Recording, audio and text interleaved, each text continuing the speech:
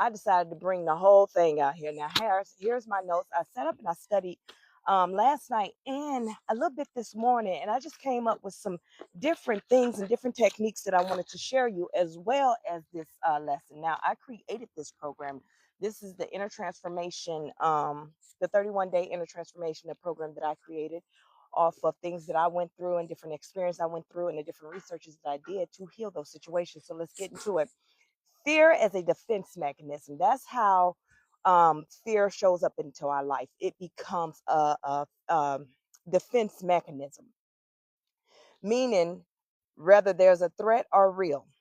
Fear is basically a distressing emotion aroused by danger, evil, pain, whether it is real or made up, a real threat or made up.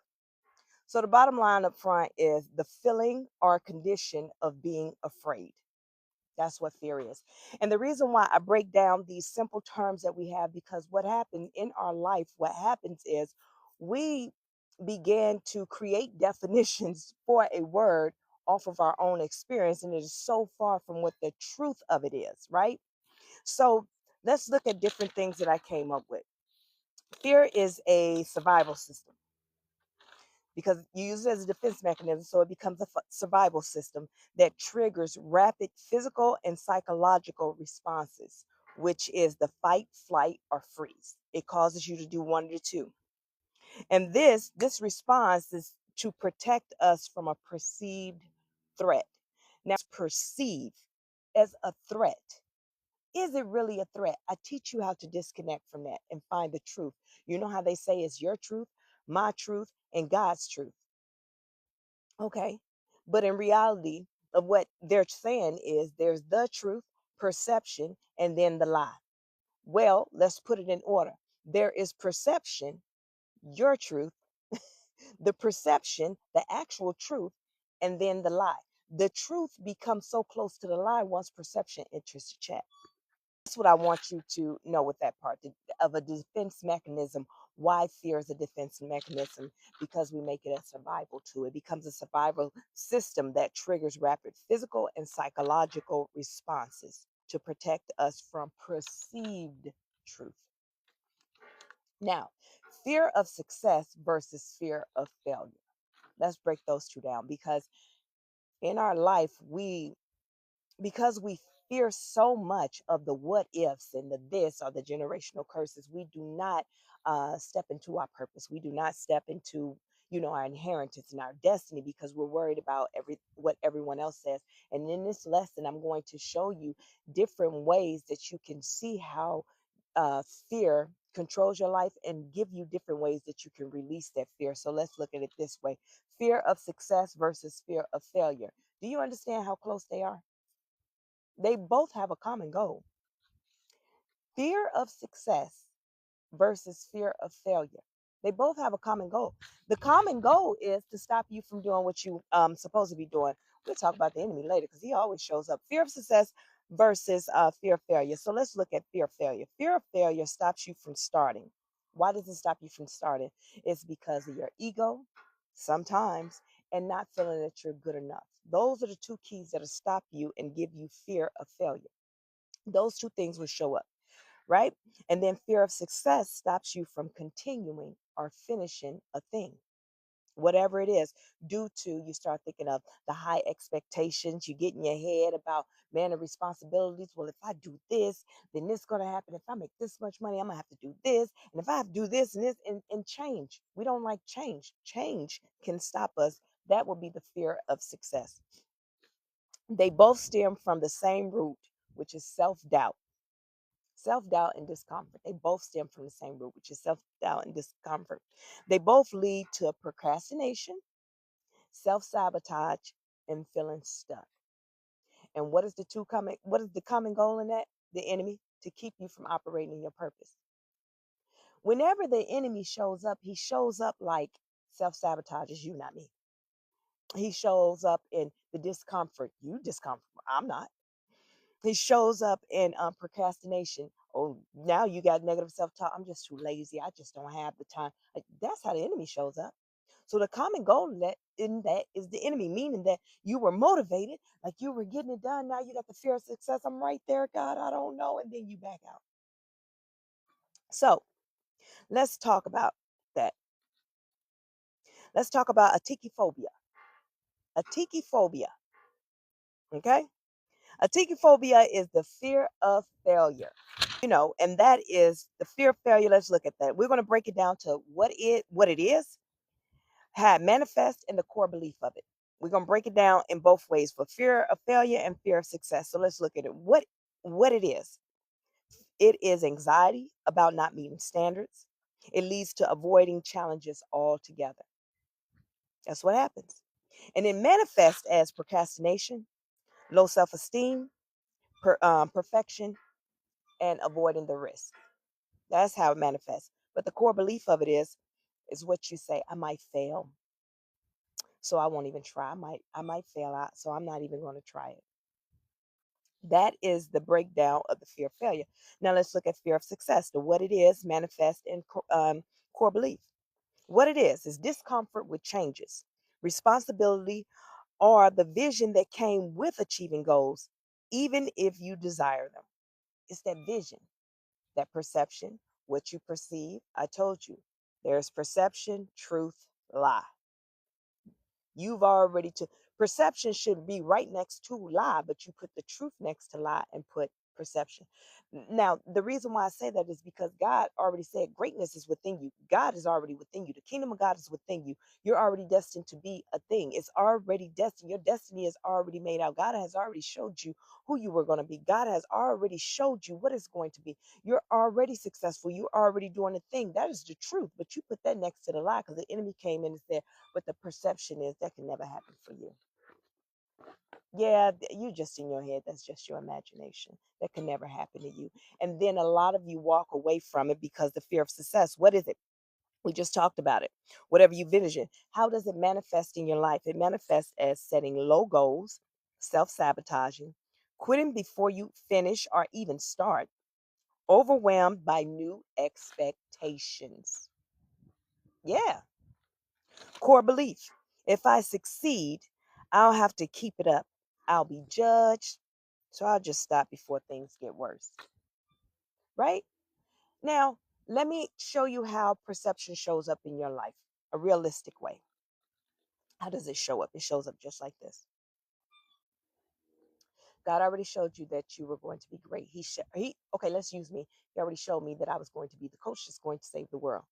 I was going to teach the world how to heal. He showed me these things. And for years, I walked away from it. For years, I'm like, no, not me. Well, maybe that's just something I want to do. It was in me. I was born with it. He showed me as a child that I would be over nations, that I'll be teaching nations. I didn't understand it as a child because we didn't even have internet, social media, none of that back then. So, of course. So, perception was meaning that this is how perception show up in your life. You control how it's going to come in. And once you don't see it that way, then you get the negative self-talk. Meaning God told me that. And I'm like, okay, I know. Now I'm going to stick with the truth. God told me. So I'm going to stay the route and I'm going to do what I'm supposed to do. And I'm going to stay focused and I'm going to get here and I'm going to start teaching. But then I sit back like, okay, God, is it going to come this way? Okay, let me go over here and look at this person. Let me go over here and get on this platform. Let me go over here and do this. Let me go over here and make this. Let me go over here and do this. And then you keep getting rejected and you're like, man, it ain't going to happen for me that way. The truth is these things will happen to you, but you have to allow God to bring it to you the way he's going to bring it to you without no expectations at all. So stop perceiving a thing to come to you the way that you think it should be. Perception is what you envision. That's all it is, right? So once I get rid of perception and I stand in truth, that means I had to become her. Once I stepped into my full purpose, I was able to evolve into the instructor, Coach Nye, Trinity of Fitness Bootcamp to teach you how to heal. Once I did that, everything just because I stopped trying to control it and allow God to send me through it. And now everything just unfolded the way he needed to unfold. So now we're going to jump into, so those are the fear of failure and fear of success. Knock them out the box. Get it out of, disconnect from it. We don't cut it off. Disconnect from fear. You're releasing fear. We want success. And guess what? With success, failure does come. So all failure is not bad. It's okay to fail. It's what you do after you fail. Do you get back up and come back with vengeance? Or do you get back up and go to the drawing board, which is God? God, did I get out of alignment? Show me what it is I need to do. He'll put you back in alignment. Boom. Go for it again. Then you fall into success. But you have to release fear. Okay? So, how fear hijacks the nervous system. We've been talking about that a lot.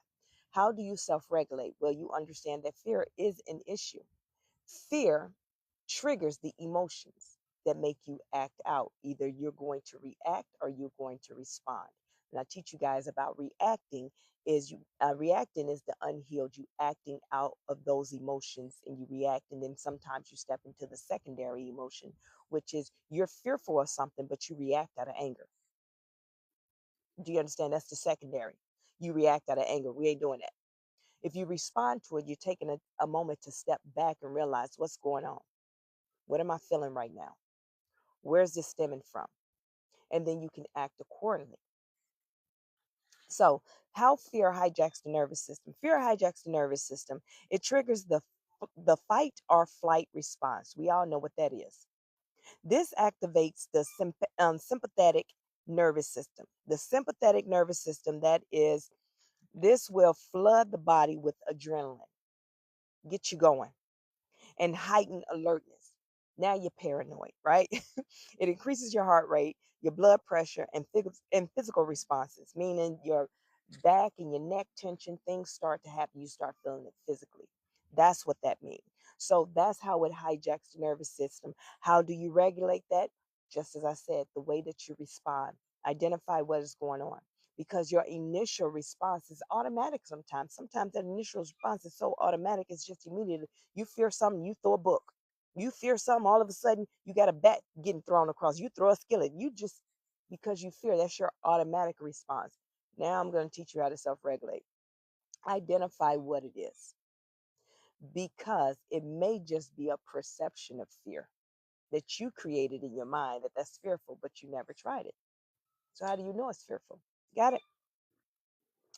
So, number 4 is replacing fear with faith, courage, and clarity. I'm going to give you some tools and techniques for that. Replacing fear with faith, courage, and clarity. Now, that's what I teach you in the Trinity of Fitness Bootcamp. The Trinity of Fitness Bootcamp, that's what it is, the spiritual, mental, and the physical. I teach you how to balance all 3 of those things. So, one thing you can do, you can pray, you can study a scripture, you can challenge the negative beliefs, you can go into worship, you can practice mindfulness, you can do the RPI. What is the RPI? The RPI is the 5 pillars of the foundation for the Trinity of Fitness. It is to acknowledge, release, practice, enter, explore, and empowerment. Those 5 things right there is a check and balance of whatever it is that you got going on in your life or situation in that moment. And small steps. Small the small steps, focusing on the step instead of the staircase. Okay? Focus on that small step. Create the what is. Focus on the things that you can change or what you can create or whatever you can replace. Not the whole big thing. Let's talk about that. Replacing fear with faith, courage, and clarity. Your whole life a mess. Your whole life a mess, and you go into healing saying, I just want to heal everything. Well, that's not how healing works. I know no one told you. I know that's why your healing didn't work and you quit trying to heal. No one ever explains to you how to heal, what healing is. No one ever explains it. They just go immediately into go heal. You need to heal. And people that went through a heartbreak, those are the ones that are divorced. Those are the ones that go straight into healing, right? Off of that situation, but that's not the root of the cause. That was just something, your last trigger. You got hurt that day. The trigger is you have abandonment issues and you keep chasing. That's why you chase, and that's why you care so much about a person that mistreated you leaving you. Make that make sense? Because it started from childhood. That's how you heal. You don't heal from the right now today. Healing is from the past. Let's remember that. Okay? So these are ways to build strong foundations in God's promise and community. The Trinity of Fitness way, the spiritual, mental, and the physical. Let's talk about the spiritual. You can pray for peace, strength, and clarity. You can study and meditate. What can you study and meditate? I got one for you. Isaiah 41:10. Do not fear, for I am with you. Then you got 2 Timothy 1:7. This one, Paul says, God gave us a spirit, not of fear, but of power, love, and self control, which is a sound mind. Self control, sound mind. You can fellowship, right? And I'm not talking about the fellowship that half of y'all learned in church, because that fellowship was wrong anyway. That fellowship was off of clout. You know, what do you have to offer? If you make a certain amount of money, you can stay with that group. And if you put so much money into the church, then you can hang out with the pastor. You understand? We're not talking about that fellowship. I'm talking about true fellowship, meaning like, um, I meet you where you are. My tribe. I created a tribe. It's on Group Me. It's Trinity of Fitness, under Trinity of Fitness Boot Camp. That's my tribe, the Trinity of Fitness tribe. And what we do is we don't judge each other. You're not allowed to judge anybody. And if you're judging someone, then you can't be a part of the tribe. Because in the tribe, I can't build unless you are there. We build each other. We are the staircase. Do you understand? I can't finish building the staircase until you do your step. And then you do your step. And then if mine is weak, my step is weak, then you can reach back. I didn't say reach back for folks that didn't do the work. Reach back. Therefore, you can give me leverage, right? You can help me out. And also, the one behind me can repair my step as I move forward, as you pull me up. They can repair my step. So, therefore, when they step into it, and then the next person, generation, is healed. So, that's what I mean by fellowship. And you create boundaries. Guard your heart. I didn't say harden your heart. Guard your heart. What you're going to do is guard your heart, meaning that yes, you can love everyone because you become love. Love is of God, right? Love is God. It's the highest gift of all. Love is not something you say, it's what you become. It's what you become. Once you learn what love really is, then you'll understand that, okay, this person never really loved me, or I never really loved that person. So when you'll understand, when you tell people I love you, that, oh, I never really loved you. When I tell people I love them, I mean it because that's what I am. Meaning that when I come into your life, I'm here to elevate you. And as I elevate you, it shows through my kindness. I did not say people pleasing. I did not say overgiving, because I have become love. I can't help but do right by people. Regardless if they do right by me, I can't help but do right by people because I am love. I'm the true, authentic piece of that. And then you can do it by worship. What's another way you can replace fear with faith, courage, and clarity? Let's talk about the mental. You can identify triggers. What caused fear? What caused the fear? You can challenge the thoughts. Let me tell you how you challenge the thoughts. You can replace the negative with the positive, meaning you can say, I'm such a bad person. I am a great person. I made a mistake. Or I'm never going to make it. I will make it as long as I put my next foot forward, as long as I study, as long as I do what I'm supposed to do. Now, small steps. In this case, you may need a therapist. And I always tell people to get a therapist. Nothing wrong with it. Get your therapist. Hold on. So the enemy don't like me talking to y'all about therapy. Every time I talk about therapy, boy, my lights go off in the house. I be teaching. Anytime I talk about therapy, baby. So let me explain, because on this one, small steps, you want to slowly expose yourself to feared situations to build confidence. Therapy can help you with that. It helped me with it. Cognitive behavioral therapy helped me with my PTSD, helped me with getting out and being able to be around other people, crowds of people for a moment, even though I can't deal with it a lot, but I can deal with it for a moment in time. You know what I mean? Because I had to kill the what? The fear, which was created by perception. I had to get rid of the fear and perception, which the fear was a lie and the perception became my truth. Now I stand totally in truth. And then you can meditate, you can take action, act on faith. Trust God even when you're afraid. You can act on faith. That was me. That's my life. That's how I live my life now. And then I want you to learn how to celebrate progress, acknowledge small victories. to build your momentum. Acknowledge the small victories. That was something that I had to learn that I never did. I never seen, matter of fact, I never seen any of my victories. The reason why I never seen any of my victories is because I was too busy and too focused on the perception of what I imagined it to be. And I missed the small moments that got me to the finish line, but I never knew I was at the finish line. I was constantly working, looking for the big picture when I was living the dream life all alone. And then change the core mindset shift. Shift your mind. Choose faith, intentionally decide to trust God over fear, embrace imperfection, accept mistakes as part of growth, and then seek clarity. Create a clear mindset where you can discern God's will and purpose.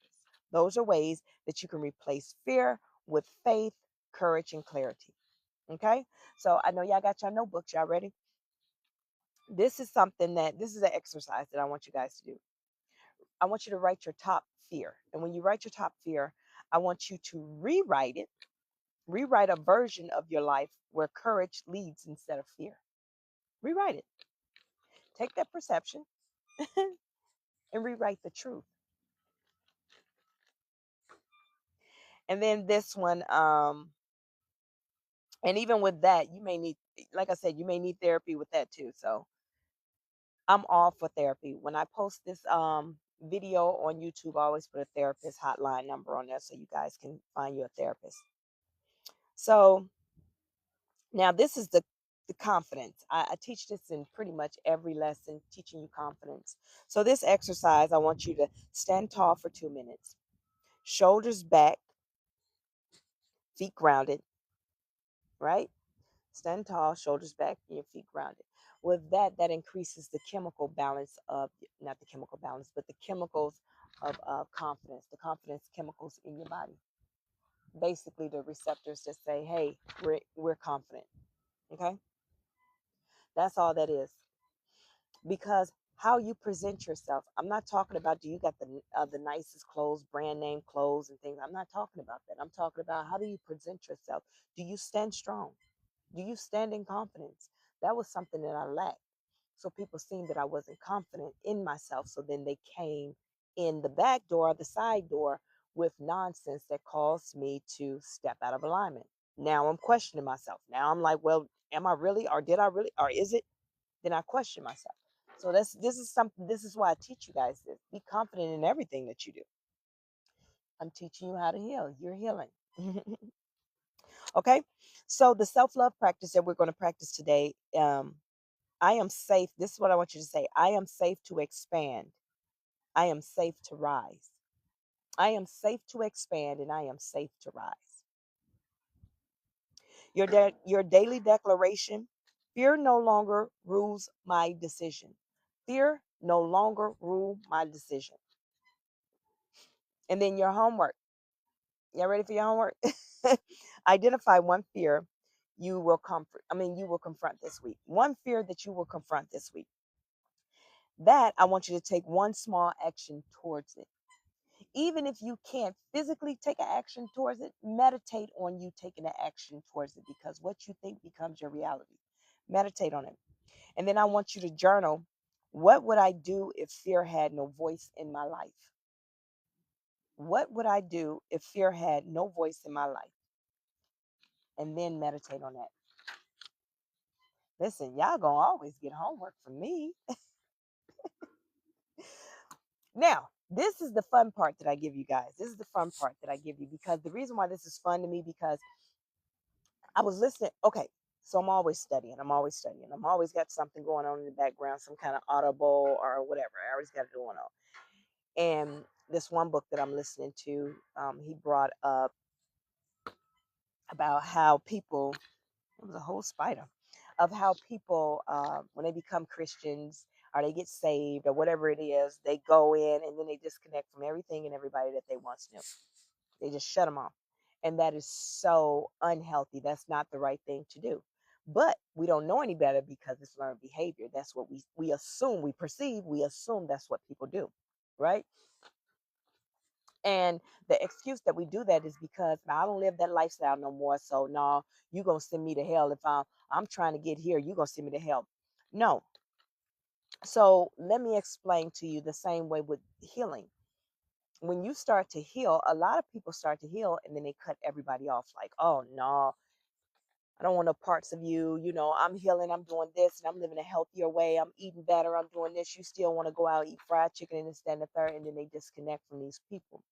And that is such an unhealthy behavior. And the reason why it's an unhealthy behavior is because we're supposed to always help our brother and sister. We're supposed to always reach back. I didn't say reach back and get them out the bucket in the crab. If the crabs in the bucket, let them stay in the bucket. You become the bucket. You pick and choose how you're going to do things. We don't want that. What I'm saying is reaching back is set the example, be the example. So now when I show up in rooms, I'm not showing up in rooms as all we about to do is just sit and laugh and just cut up all day and talk nonsense all day. That's not who I am. However, it does not mean that I can't sit in those rooms with my old friends or the people that I used to run with in this and the third. Sometimes it's not healthy. Sometimes you just can't. But for me, I can because I never did nothing too crazy anyway with my friends. But what I learned is how to bring my lifestyle and who I am to the table without becoming the table. Do you understand? When you start to heal, I teach you to become the table, right? You control everything in your life. You control who pulls up to your seat, this, that, and the third. But when you go in someone else's environment, you learn how to bring yourself to the table without being the table. So the nonsense talk that we used to talk, this, that, and the third, maybe I don't have a comment for it. Or if I do have a comment for it, if I'm asked for my advice on it, now I give it to them with wisdom. See, the whole purpose of me now understanding how powerful I am and how confident I am and how much wisdom and knowledge that I do have, that now I just don't go anywhere and just start. I wait because it may not be meant for me to be there, but I can learn something from you. Now, when they're asking me my opinion, I give it to them out of wisdom because now I'm giving it a different way of looking outside the box. I didn't say try to be the most intelligent person at the table. I didn't say try to find the right words. I didn't say any of that. When you start to heal, you see the same life. You live the same life like everyone else. You just live it on the opposite side, meaning that they still see the world physically. You see the world spiritually now. So now you see things with your spiritual eyes. They see things with their physical eyes, and that's okay. So what I created here, this is why I call it fun, is because I created tabletop talk. Tabletop talk. Meaning that these are things that you could take to the table. Just throw it out there. Because if I heal, I want the people around me to heal without me forcing it on them. Meaning that I'll throw a conversation out there just to get them thinking outside the box. Right? So here's one of them that you can speak to. Fear is loud, but faith is powerful. Throw it on the table. Ask them, how do they feel about that? How do you feel about fear? And how do you feel about faith? Because what happens is you allow them to speak a thing. You speak a thing. It's kind of like when me and my boys, my sons, when we talk, because I'm an adult, most people think that, okay, wisdom comes from her. Mama knows best. Baby, I listen to my sons. Them boys filled with so much wisdom. Yes, they are. So I'm able to learn things from them. It doesn't matter the age. I get to see their perspective. You see, now I can see the world instead of seeing it black and white. I can see the world in a different view. That's why I create these. Now, I'm going to read it again. Fear is loud, but faith is powerful. And then the next one. Let's talk about the difference between discernment and fear.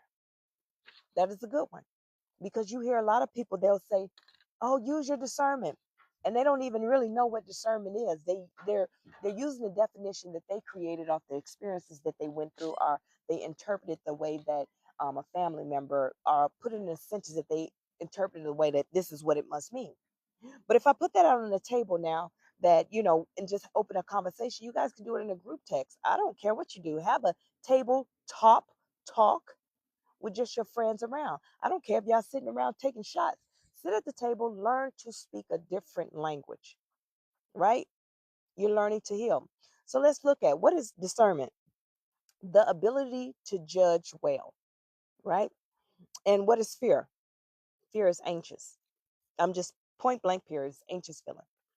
Now, discernment is a wise, clear headed, judgment from understanding, and peace, empowering thoughtful action. That's the long version. Is a wise, clear headed judgment from understanding, and peace, empowerment, thoughtful action. Fear is an anxious, often irrational impulse to flee or hide, driven by insecurity and past wounds, which distorts your choices. Now ask yourself again. Let's talk about the difference between discernment and fear. When you saying I'm using my discernment, are you really acting out of fear and you perceiving a thing to be, right? Or when you're in fear, do you sit and say, I'm a this is discernment, but it's really fear. Which one is it? Understanding what it is and act accordingly.